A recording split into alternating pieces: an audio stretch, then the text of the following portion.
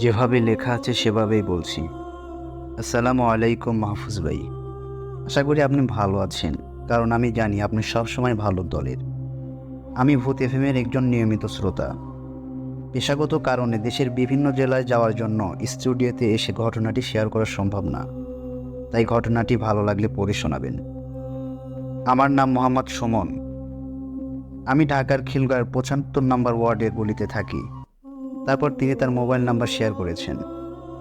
এরপর তিনি লিখেছেন, প্রথমবারের মতো ভূত এফএমে ঘটনা পাঠালাম। লেখার মধ্যে কোনো ভুল ত্রুটি হলে ক্ষমা দৃষ্টিতে দেখবেন। আমি আমার ঘটনা শুরু করছি।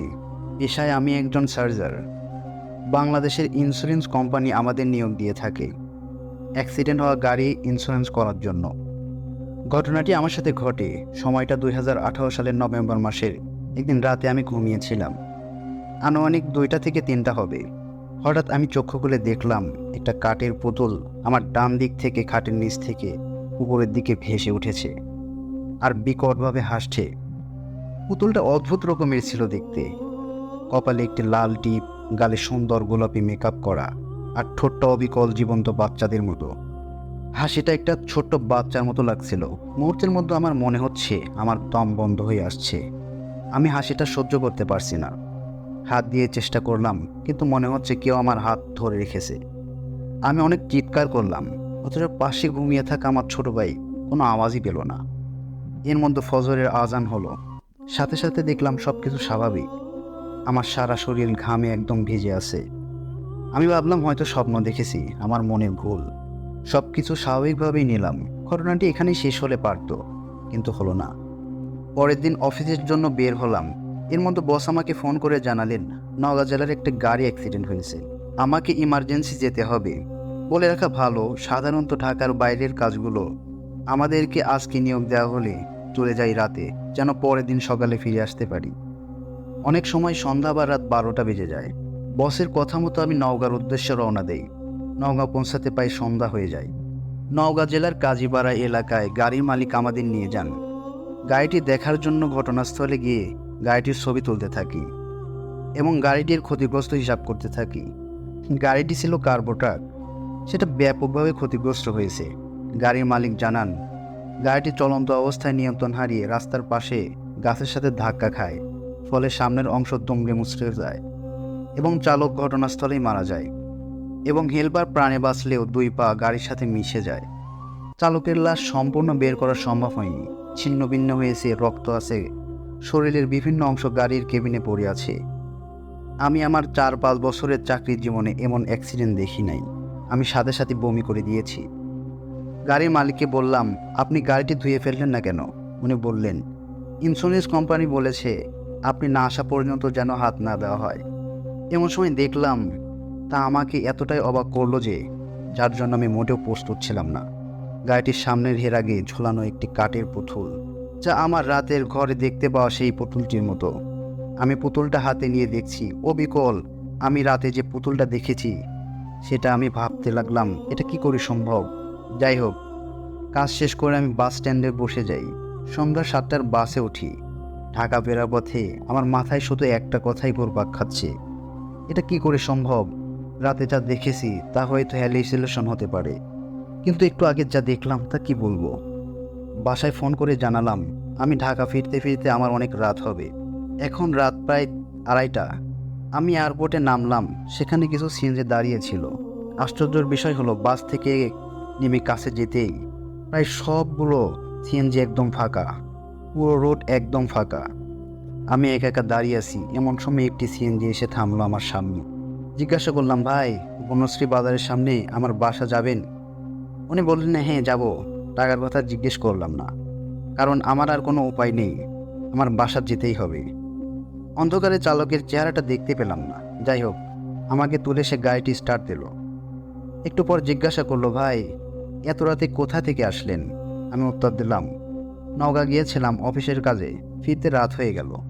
উনি আমাকে বললেন, গাড়ি অ্যাক্সিডেন্ট করেছে, ওটা দেখতে। আমি খুব ভয় পেলাম। বললাম, আপনি কিভাবে জানলেন? এমনি কাল রাত থেকে যা ঘটছে আমার সাথে। উনি বলল, ওনার বাড়ি নওগাঁ, তিনি ফোনে সংবাদ পান। আমি নিজেকে স্বাভাবিক করার চেষ্টা করলাম। কথাবার্তার এক পর্যায়ে তিনি জানান, তার একটা 4 বছরের মেয়ে আছে। অনেকদিন যাবৎ বায়না ধরেছে পুতুল কিনে দিতে হবে। নদিয়া বাজার পার হলাম, আর একটু পরেই আমার বাসা। কথাবার্তা শেষ পর্যায়ে খেয়াল করলাম তার সামনে একটা ব্যাগ, এবং সে ব্যাগ থেকে একটা পুতুল বের করে আমাকে দেখাচ্ছে এবং বলছে, ভাই দেখেন তো পুতুলটা কেমন হয়েছে, আমার মেয়ের জন্য কিনেছি। আমি দেখলাম এটা সেইটা পুতুল যার চেহারাটা একদম থেতলে আছে, রক্তের চেহারাটা কিছুই বোঝা যাচ্ছে না। যখন চোখ খুললাম দেখলাম আমি আমার বাসার রুমে শুয়ে আছি, পাশে আমার মা। জানতে চাইলাম কি হয়েছে। ফজরের আজানের সময় পাশের বাসার এক চাচা আমাকে বাসার সামনে এক দোকানে টেবিলে অজ্ঞান অবস্থায় পান। ওই ঘটনার পর আমি বেশ কিছুদিন অসুস্থ ছিলাম। পরবর্তীতে আস্তে আস্তে স্বাভাবিক অবস্থায় ফিরে আসি। আমি আস্তে আস্তে অবাক হয়ে ভাবতে থাকলাম আমার সাথে কেন এগুলো ঘটলো। একদিন আমি ওই গাড়ির মালিকের সাথে কথা শেয়ার করি, ভাই আমার সাথে এমন ঘটনা ঘটছে। তিনি জানান তার গাড়িতে নিহত হওয়া চালক অন্য জেলা হতে ট্রাক নিয়ে অনেক দিন পর নিজের বাসায় ফিরছিলেন, আর পুতুলটি তার মেয়ের জন্য তিনি নিয়ে এসেছিলেন, কিন্তু তার দেওয়া হয়নি। আমার সাথে কেন এমন ঘটনা ঘটলো আমি আজও এর ব্যাখ্যা খুঁজে পাইনি। ভালো থাকবেন, আমার জন্য দোয়া করবেন। আমার কাছে আরও কিছু ঘটনা আছে, সময় পেলে পাঠাবো। ধন্যবাদ। এই ছিল আমার ঘটনাটি কেমন লাগেছে অবশ্যই আপনারা জানাবেন, শেয়ার করবেন। এখন আমরা দ্বিতীয় ঘটনায় চলে যাব। যেভাবে লেখা আছে সেভাবে। আসসালামু আলাইকুম মাহফুজ ভাই, আমার হোম ডিস্ট্রিক্ট নড়াইল, আমি পুরান ঢাকা থেকে আসছি। তো মাহফুজ ভাই, আমি আমার যে ঘটনাটি শেয়ার করব সেটা মাছ ধরাকে কেন্দ্র করে। তো আমি ছোটবেলা থেকেই মাছ ধরার প্রতি খুব নেশা ছিল, এখনও নেশা আছে। সেক্ষেত্রে 8 বছর আগে তখন নানা বাড়ি থেকে পড়াশোনা করতাম। একদিন রাত 9টা বাজে বা 10টা বাজে এরকম টাইমে বৃষ্টি হচ্ছে। এত পরিমাণের বৃষ্টি হচ্ছে যে বাইরে বা ভেতরে কোনো কথা শোনা যাচ্ছে না বা কাউকে দেখা যাচ্ছে না। তো এই পর্যায়ে আমার মামা আমাকে বলল যে আজকে অনেক মাছ হতে পারে নদীতে।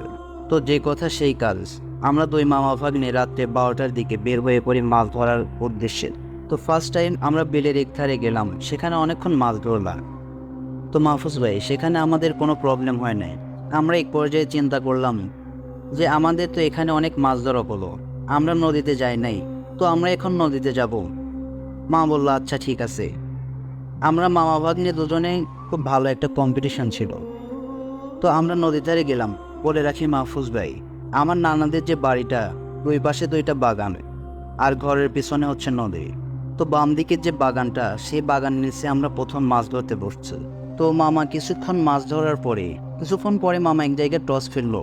টর্চের আলোর নিচে বড় একটা শোল মাছ, প্রায় 2 কেজি ওজনের। তো মাহফুজ ভাই, দুজনে অনেকক্ষণ হলাম মাছটা ধরার চেষ্টা করছি। আমরা যখন এই মাছের উপর প্রথম আঘাত করলাম, তখন আমিও দেখছি মামাও দেখছে। তো মাছের গায়ে কুচের একটা ফালা ঢুকে গেছে। তারপরে মামা যখন ওটা টান দিল, তখন আর কোনো মাছ নেই সেটাতে। তো আমরা দুজন তখন অনেক অবাক হলাম, কারণ মাছটা তখন ফুটছে কিন্তু আসলো না। তো কিছুক্ষণ পর আমরা এটাকে ইগনোর করে সামনের দিকে এগিয়ে গেলাম। তো কিছুক্ষণ পর আমার মামা বলল যে আবার একটু দেখা যায়। তো আমরা একটু ব্যাক করলাম। মামা টসটা ফেলে তখন দেখি মাছটা আবারও ওখানে আছে। তো কিছুক্ষণ আমরা ওয়েট করলাম, তারপরে আমরা আবার ওটাকে ফোরালাম, তখনও ফুটছে। তারপরে যখন মামা কুচটা তুললো বা ট্যাটাটা তুললো, তখন দেখলো মাছটা নেই। তখন মামা বলল এটার পেছনে দৌড়িয়ে লাভ নেই, আমরা সামনের দিকে এগিয়ে যাই। আমরা সামনের দিক থেকে অনেক মাছ ধরলাম, তারপরে অনেক ঘুরলাম। ঘুরে আবার যখন ব্যাক করছি, মামা তখন বলল যে আবার একবার দেখা যাক কেন এমনটা হলো আমাদের সাথে। তো তখন এর মেইন ঘটনা এখান থেকেই শুরু। তো যখন মামার টর্চ লাইটের আলোটা যখন ফেললো ওই জায়গাটাতে, মামা তখন দেখলো যে মাছটা ঘোরাঘুরি করতেছে। তো ভালো মতো করে ওটার উপর আবার ফেলবে। তো আমিও দেখছি এটা ফুটছে। এরপর কি হলো মাহফুজ ভাই, যখন এবার টান দিবে, তখন বাগানের উপরে অনেক বাঁশের বাগানগুলো যখন টান দিবে, তখন 10টা 15টা বাঁশ একসাথে ফাটালে যত শব্দ হয়, এত বিকট শব্দ শুনতে পেলাম আমরা। তো আমরা তখন সব কিছু ফেলে ওখান থেকে আমাদের বাড়ি চলে আসলাম। আসার পরে রাত্রিবেলায় খুবই চিন্তা হলো। তো এরপরে ঝাড়ফুঁক করে আমরা মোটামুটি সুস্থ হই। আর একটা জিনিস বলে রাখি, আমাদের গ্রামের যত জেলে আছে এবং যারা 20-50 বছর ধরে মাছ ধরছে, অনেক ছোটবেলা থেকে তারাও দেখবেন মাহফুজ ভাই, এই মাছ ধরাকে কেন্দ্র করে অনেক কিছু শেখার হয়, অনেক অনেক জিনিস দেখে। মাঝে মাঝে মাছ ধরতে পিছন থেকে তারা মাছের পাত্র নেয় কোথাও। এরকম অনেক ঘটনা আছে, আমাদের পরিচিত অনেক এরকম ঘটনা আছে, আমাদেরকে বলেছে। এরকম মাছ ধরতেছে যে মাছ নেই, মাছ খেয়ে ফেলেছে। তো এই ছিল আমাদের ঘটনা। ভালো লাগলে পড়ে শোনাবেন। ধন্যবাদ। আমার একটা মেইল আছে, আপনাদের সাথে শেয়ার করব। তো যেভাবে লেখা আছে আমি ওইভাবে আপনাদের পড়ে শোনাবো। আসসালামু আলাইকুম মাহফুজ ভাই, আশা করি ভালো আছেন। আমি জানি আপনি সবসময় ভালো দলে থাকেন। 7 দিন অপেক্ষা করার পর আপনাদের ভূত ইভেন্ট প্রোগ্রামটি শুরু হলো। তো আমার জীবনে খুব ভয়ঙ্কর একটি ঘটনা ঘটেছিল, যা কিনা আমার জীবনের অনেক বড় একটি দাগ হয়ে আছে। আর এই ঘটনাটি আজকে শেয়ার করব আপনাদের সাথে। অনুরোধ করব ঘটনাটি যদি ভালো লাগে পড়ে শোনাবেন। আমার নাম আবিবিন ইসলাম, আমি অনার্স প্রথম বর্ষে পড়ি। আমি যে ঘটনাটি বলে শোনাতে যাচ্ছি তা ঘটেছে আজ থেকে অনেক বছর আগে। তখন আমার বয়স 10 বছরের মতো।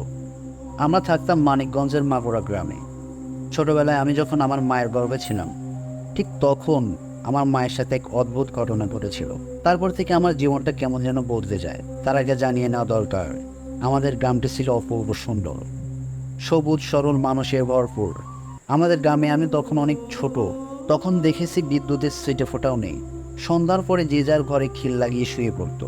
রাত 7টা-8টা, মানে গভীর রাত। আমি যখন আমার মায়ের গর্ভ ছিলাম, সেদিন ছিল শনিবার। যথারীতি পানি আনার জন্য ঠিক সন্ধ্যা 7টার সময় মা বের হন ঘর থেকে পানির জন্য। অবস্থাতেই মা ঘর থেকে বের হওয়া নিষেধ ছিল, কিন্তু আশেপাশে কেউ না থাকার কারণে মা পানি আনতে বের হয়ে যায়। তো আমাদের যে কলটি ছিল ওইটা বাড়ির অনেক দূরে এবং শেষ প্রান্তেই বলা যায়, এবং তার কাছে ছিল একটি কুয়া। গ্রীষ্মকালে সেই কুয়ার পানি এতটাই নিচে থাকতো যে মার জন্য সেখান থেকে পানি তোলা ছিল চির কষ্টকর। তারপর মা কল থেকে পানি আনতে যায়, আর কলটি ছিল একটি বিশাল হিজল গাছের নিচে। পানি ভরছিল তখন গুটগুটে অন্ধকার সব দিকে। হঠাৎ করেই মনে হলো কে যেন ফিসফিস করে হাসছে হিজল গাছের গোড়ায় বসে। ঘুটঘুটে অন্ধকার, ঘুটঘুটে অন্ধকার। সে হাসি যেন মায়ের শরীরের রক্ত হিমশীতল করে দিল। এবং কিছু বুঝে ওঠার আগেই মা তাকালেন হিজল গাছের গোড়ায়। ছোট্ট একটা শিশু অদ্ভুতভাবে হাসছে মায়ের দিকে তাকিয়ে। মা ভাবলেন হয়তো পাড়ারই কারো একজনের ছেলে হবে। এই সময় এই শিশুটি কোথা থেকে আসলো? এত রাতে মা ডাকলেন, এই ছেলে, এই ছেলে, তোমার বাড়ি কোথায়? কিন্তু ছেলেটা কোনো কথাই বলল না। এরপর মা যেটা দেখলেন সেটা দেখার জন্য মোটেও প্রস্তুত ছিলেন না। হঠাৎ করে ছেলেটা একটি ভয়ঙ্কর রূপ ধারণ করলো এবং তা দেখে মা সেখানে অজ্ঞান হয়। তারপরে মাকে বাড়ির সবাই খুঁজে না পেয়ে কলের পাড়ে যান। তারপরে অচেতন অবস্থায় খুঁজে পান। এই ঘটনাটি ছিল আমার জন্মের আগের ঘটনা, এবং জন্মের পরে আমি নাকি সব সময় উপরের দিকে তাকিয়ে থাকতাম। সবাই বলতো তোরাই ধরেছে, কবিরাজ দেখানো হয়েছিল আমাকে। সেই ছোটবেলা থেকে আমার গলায় অনেকগুলো তাবিজ ঝুলত। আমার এক চাচা অনেক দূর থেকে কোনো এক বড় কবিরাজের কাছ থেকে একটি তাবিজ এনে দিয়েছিলেন এবং বলেছিলেন আর যাই না করি এই তাবিজটা যেন না খুলে গলা থেকে। এভাবে কেটে যাচ্ছিল দিন। বাবা ঢাকায় চাকরি করে, মাসে 2-1 বার বাড়িতে যান, আর বাড়িতে বাকি সময় আমি আর আমার মা থাকি। সেদিন ঘন বর্ষা, এখনও পরিষ্কার মনে আছে। সেই দিনটি ছিল শনিবার। স্কুল শেষ করে আমার বাড়িতে ফিরতে বেলা হয়। হাত মুখ ধুয়ে কিছু খেয়ে পড়তে বসেছি। হঠাৎ করে মা এসে বলল, চল তোর মাথায় তেল দিই। আমিও রাজি। তেল দিতে গিয়ে হঠাৎ মা বলে, কিরে তোর গলায় সেই বড় তাবিজটা কই? আমি খুব অবাক হয়ে লক্ষ্য করলাম আমার গলায় সেই বড় তাবিজটা নেই। তো কোথাও একটা পড়ে গেছে। মা আমার কথায় ভীষণ রাগ করলেন, কিন্তু তখন আমি বুঝতে পারিনি কি অপেক্ষা করছে আমার জন্য। কিন্তু এত বছর আমার সাথে আর কিছুই হয় নাই, তাই এক পর্যায়ে তাবিজটা পুড়িয়ে দিয়েছিলাম। ঠিক 12টা-1টা হবে, বাবা না আসলে আমি মূলত মায়ের সাথেই ঘুমাই। কিন্তু সেদিন কি মনে করে আমার ঘরেই ঘুমিয়েছিলাম। ঘুটঘুটে অন্ধকার। হঠাৎ করে আমার মনে হলো কলপাড়ে কে যেন জোরে জোরে কল চাপছে। অন্য সকল দিন সকলেই কল চাপে, কিন্তু আজকে এত বেশি জোরে আসছিল যে আমার ঘুম ভেঙে গিয়েছিল। আমি ভাবলাম মা হয়তো, দেখি মাকে ডাকি। আবার ভাবলাম না, হয়তো পাশের বাড়ির কেউ। কিন্তু আওয়াজ কেমন জানি থামছে না। এতক্ষণ ধরে কল চেপে যাচ্ছে, কি চাপছে? শব্দটা একবারের জন্যও মিলে গেল। এতক্ষণ ধরে কে কল চাপছে? কল চেপেই যাচ্ছে। শব্দটা একবারের জন্য মিলে গেল। আমি কান খাড়া করে রাখলাম। মনে হচ্ছে আমার জানালার পাশে কে যেন দাঁড়িয়ে আছে। আমি পরিষ্কার তার অস্তিত্ব অনুভব করছিলাম। খানিক বাদে মনে হলো কে যেন ফুপিয়ে ফুপিয়ে কাঁদছে, ঠিক আমার জানালার পাশে দাঁড়িয়ে। একবার ভাবলাম মা হয়তো। গলাটা কেমন যেন পরিচিত লাগছিল। কান্নার শব্দটা আস্তে আস্তে বাড়তে লাগলো। ভয়ে আমার রক্ত পুরো হিমশীতল হয়ে গেছে। কি কাঁদছে এমন করে? একবার ভাবলাম জোরে চিৎকার করে মাকে ডাকি, কিন্তু এতটাই ভয় পেয়েছিলাম যে মাকে ডাকার সাহস হলো না। বেশ কিছুক্ষণ পর কান্নার শব্দটা একবারে মিলিয়ে গেল। এমন করেই কখন জানি রাত শেষ হয়ে গেল। শুনলাম দূরে কোথাও আজান হচ্ছে, কোনো কান্নার শব্দ নেই, কোনো কল চাপার শব্দও নেই। পরের দিন সকালে উঠে স্কুলে চলে গেলাম, মাকে কিছুই বলিনি। স্কুল থেকে ফিরে সন্ধ্যায় মাকে জিজ্ঞাসা করলাম, তুমি কি রাতে পানি ভরছিলে? মা বলে, কই না তো। আমি বললাম, সারা রাত কে কল চাপলো? কথাটা শুনে মায়ের মুখ কেমন যেন রক্তবর্ণ হয়ে গেল। তিনি ঠায় দাঁড়িয়ে রইল, আমার দিকে তাকিয়ে বললেন, আজ রাতে তুই আমার সাথে ঘুমাবি। আমি বললাম, ঠিক আছে। রাতে যখন আমি খেতে বসেছি ঠিক তখনই বাবা যেন কোথা থেকে চলে আসলো, যদিও বাবার আসার কথা না। বললেন, ঢাকায় গিয়ে যেন একটা ঝামেলা হয়েছে, অফিস বন্ধ থাকবে, তাই চলে এসেছে। মনে হলো আমি যেন ঘরে প্রাণ ফিরে পেয়েছি। যাক, বাবা চলে এসেছেন। বাবা যখন চলে এসেছেন তখন আমাকে আমার রুমে ঘুমাতে হবে। তার চিন্তা করে আবারও ভয় লাগলো, কিছু হবে না তো। ভাবতে ভাবতে কখন জানি ঘুমিয়ে পড়েছিলাম। হঠাৎ করে রাতে সেই কান্নার শব্দ, ঠিক জানালার পাশে কে যেন দাঁড়িয়ে কাঁদছে। আস্তে করে বললাম, কে কাঁদে? কিন্তু কোনো শব্দ নেই। মনে হচ্ছিল যে মানুষটি কাঁদছে তার বুঝি অনেক কষ্ট।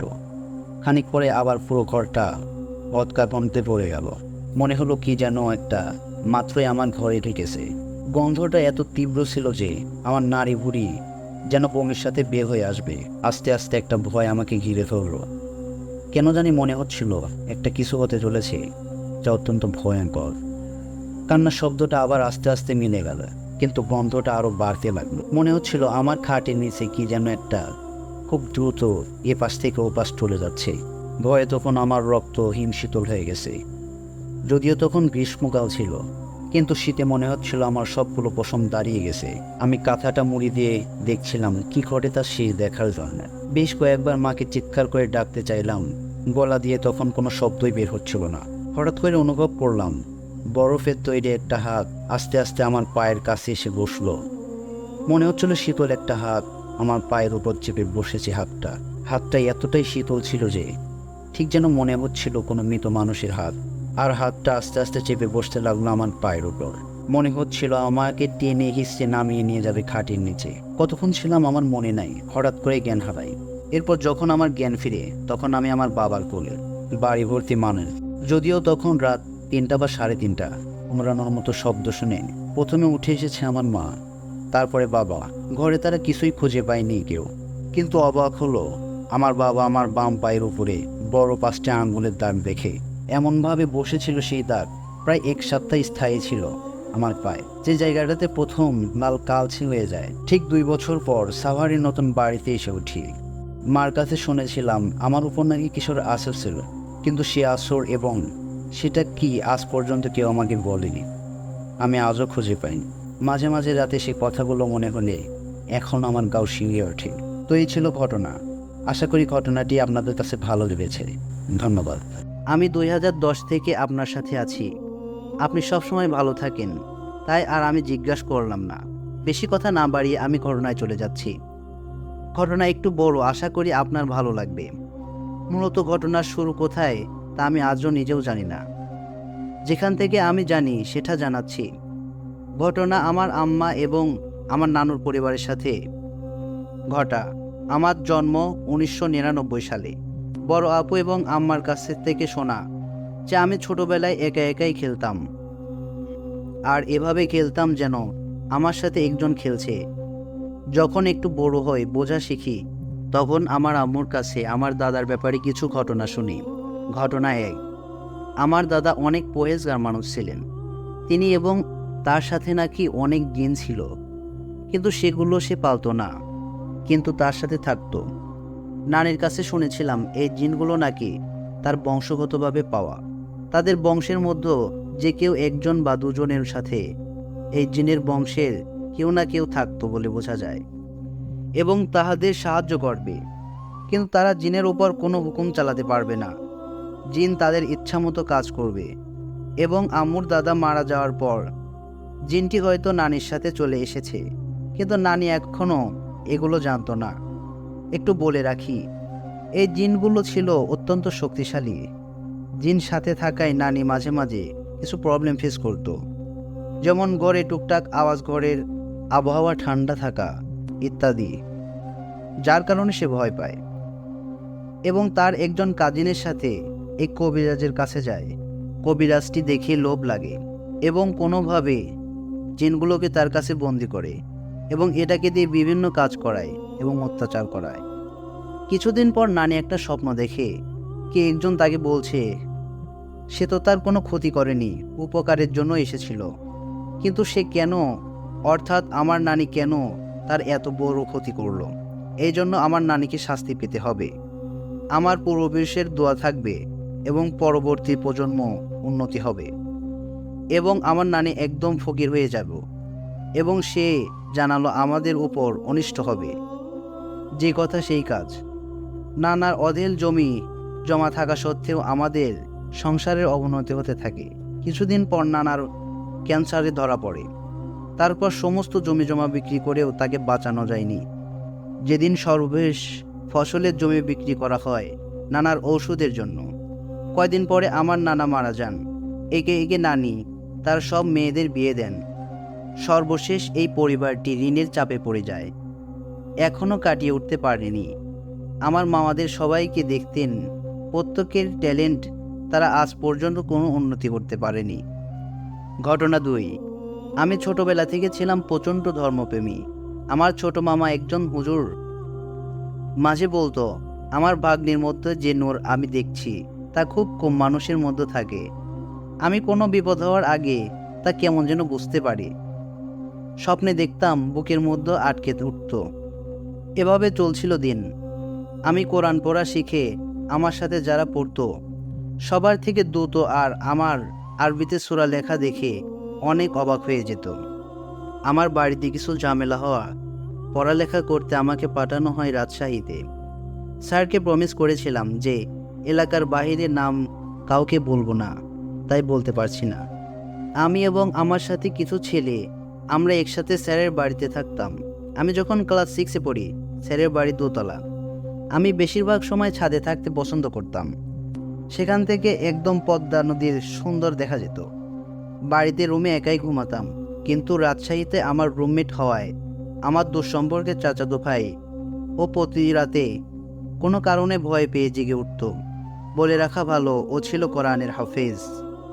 ও জেগে ওঠার পর আয়াতুল কুরসি পড়ে ও শরীর বন্ধ করে ঘুমাতো।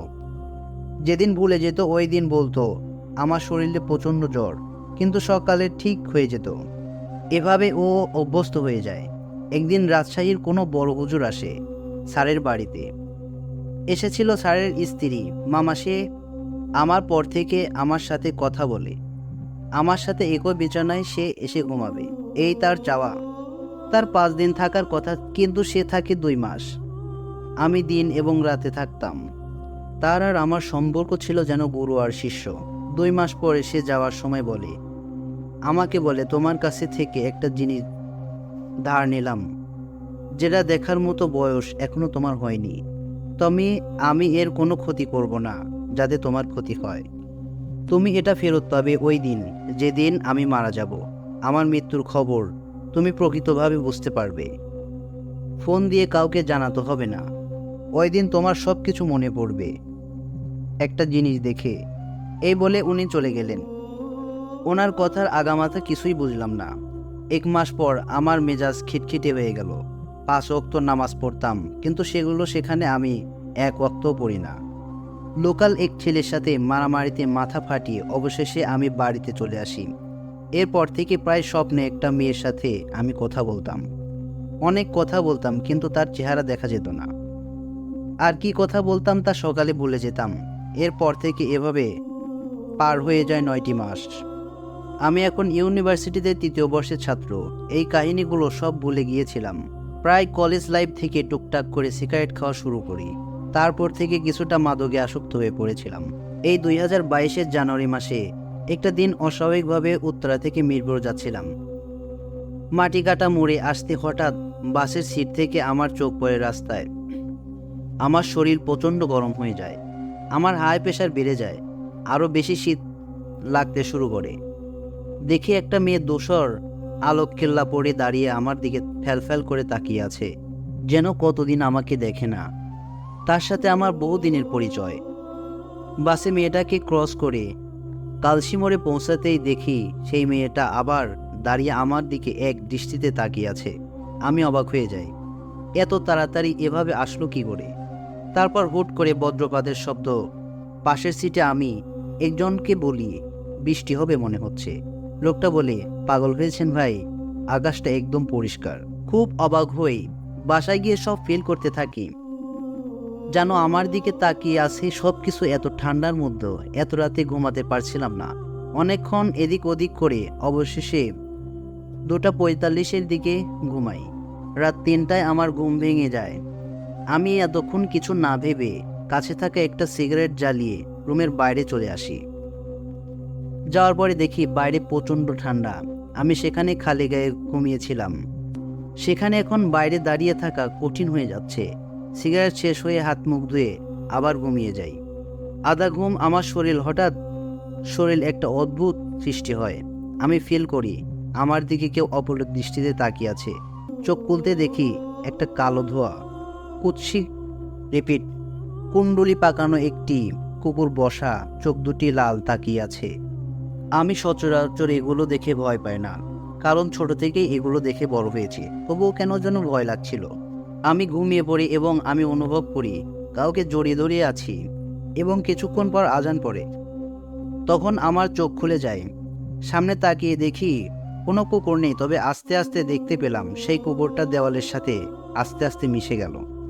তখন আমার মনে হলো আমি তো রুমে একাই, তাহলে আমার গায়ে হাত রাখলো কে? আর ভয়ে আমি জড়িয়ে ধরলাম তাকে। আমি আম্মুকে সবটাই জানাই। সাথে সাথে আমার রাজশাহীর সব ঘটনা মনে পড়ে যায়। তাহলে কি হুজুর মারা গিয়েছেন? ওখানকার কারো সাথে যোগাযোগ না থাকায় আমি এখনো জানি না। মাহফুজ ভাই, আম্মু বলল সেই বড় হুজুর ফোন দিচ্ছে। আমি মানা করলাম, বললাম যে মা, আর আমার সাথে যা ঘটছে আমার সাথে হোক তা আমি চাই না। মাহফুজ ভাই, আমি ছোট্ট একটা জব করতাম, ফেব্রুয়ারিতে প্রমোশন হয়ে যায় আলহামদুলিল্লাহ। আমিও আস্তে আস্তে পরিবর্তন হতে শুরু করেছি। সকল মাদকদ্রব্য ত্যাগ করে নিজ থেকে এখন টুকটাক সিগারেট খাওয়া হয়। এছাড়াও ছেড়ে দেব সব কিছু, সময়ের ব্যাপার। এবার মনে হচ্ছে আমি আমার আসল আমিকে ফিরে পেয়েছি। এতদিন অন্য কেউ ছিলাম। নামাজটা আবার রেগুলার করার চেষ্টা চলছে। আমার মনে হচ্ছে এমন পরিবর্তন দেখে সবাই অবাক। আর বেশি বড় করব না, আমার জন্য দোয়া করবেন। আর ঘটনাটি ভালো লাগলে আপনার শ্রোতাদেরকে পড়ে শোনাবেন। ভূত.com অফিসিয়াল আর আমার অনেক প্রিয় একটি প্রোগ্রাম। যাই হোক, করোনা কালেক্ট করেছি আফরান ভাইয়ের মতো। আর ভূত.com অফিসিয়ালের জন্য রইল অনেক অনেক শুভকামনা। গুছিয়ে লিখতে পারিনি বলে ভুল ত্রুটি ক্ষমা করবেন। নাম যে জন্য গোপন রাখলাম, আমার পরিবারের উপর সমস্যা হতে পারে। আল্লাহ হাফেজ। সম্পূর্ণ ঘটনাটি শোনার জন্য আপনাদের সবাইকে